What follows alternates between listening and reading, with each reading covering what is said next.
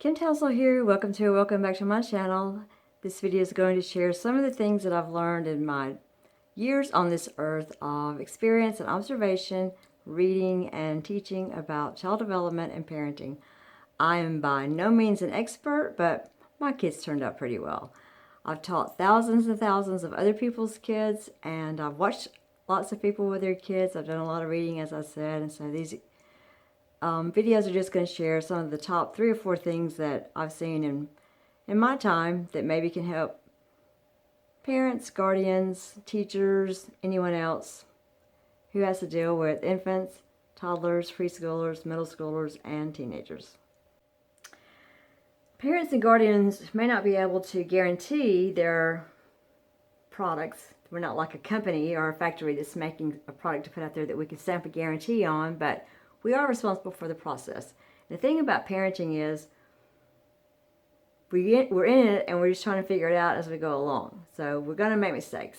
All parents are going to make mistakes. All guardians are going to make mistakes. All teachers will make mistakes. We just keep trying to learn from our mistakes and do the best that we can. But we are responsible for the process. And to me, that means that we need to know as much about the process as possible. So taking the advice and opinions of other people who've been through it is extremely helpful. I looked at my kids as being humans. I looked at them as being adults for the rest of their life, and not just babies or something that was in my life for a period of time or something to give me a sense of satisfaction or a sense of purpose in my life. I looked at it as that I was honored to be able to have this child for 18 years to mold into a responsible citizen, a responsible person of humanity.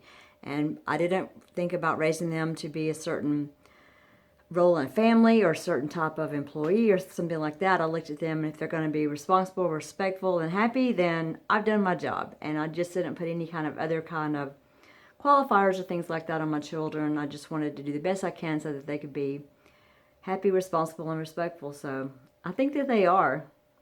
I hope that they are. They seem to be.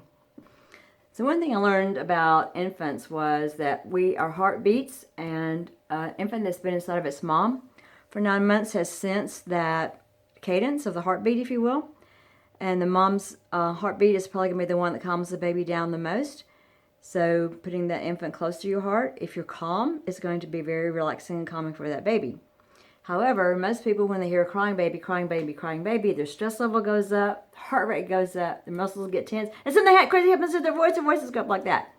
So I told my students when I taught them that your babies are going to stress you out because they're going to cry. So when you're stressed out and you know that your heart is racing, put the baby away from your heart. So you're going to rock the baby over here, away from your heart, relax your muscles, so the baby's sensing that there's no tension going on in your body.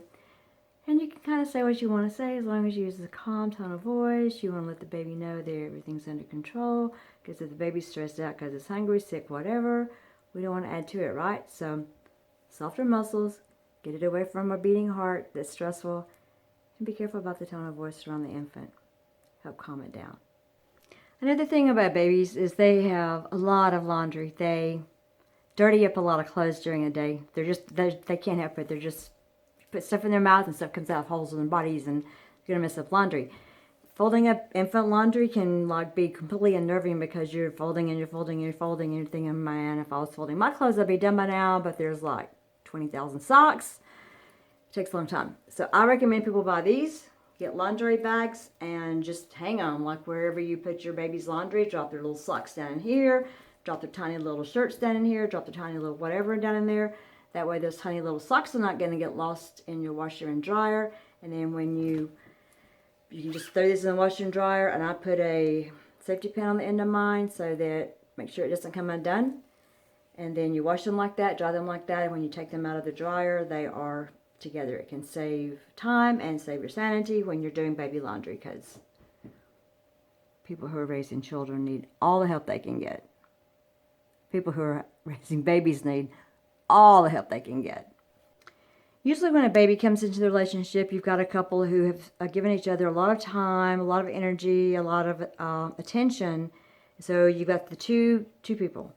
And then when the baby comes in and is requiring all the time, all the attention, and all the energy from the two people. So the two people have less time, less energy, less affection for one another. And people say, well, I'm not going to be jealous about a baby. That just makes me a mean person. Well, okay. But you are going to be jealous about a baby, because a baby is getting all the touching and all the loving and all the attention that maybe the other person used to get. Babies require that, right? But it's still not going to make us feel as good, even though we know that it actually makes us feel worse, because we're ambivalent with these feelings. Now we're like, okay, I miss the attention that I used to get from my partner, and now I'm jealous of a baby, so I'm like the biggest hill in the world, but I love my baby, and why am I feeling jealous? And it's just, ugh, how big a tornado of emotions. It's pretty normal for couples to feel a little neglected because the baby is getting all the attention. So I encourage couples, when they have a new baby coming in, or even if they have an adopted child come in, to still dedicate that time every day. Dedicate that time to touch and pay attention to each other, to really look at each other, and not just make it all about the task, the new task, the new task, the new task of dealing with the new person in the family.